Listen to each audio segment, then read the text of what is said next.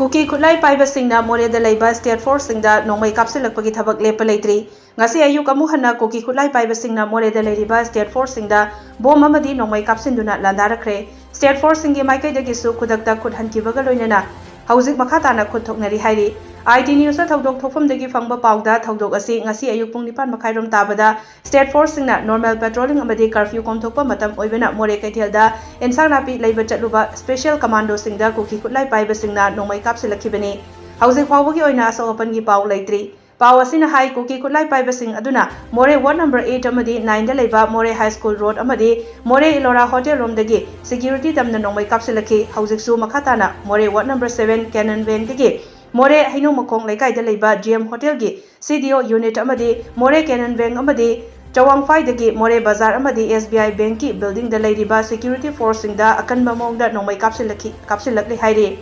Panba yabadi ngarang numidang pung 3 minit 15 dagi pung 9 minit 10 fauba Moreh da State Force singda bom amasung Nongmei Kapsilakiba aduda Jamie Hotel Moreh ward number 7 Rise Hotel Moreh ward number 6 Moreh Bazar D Khunai Moreh ward number 6 Moreh Bazar Laisram Biren House Moreh ward number 6 Moreh Bazar amasung IB Moreh Police ward number 8 hairiba mafam sing asida attack toroktuna hairiba mafam sing asida Landarakhibani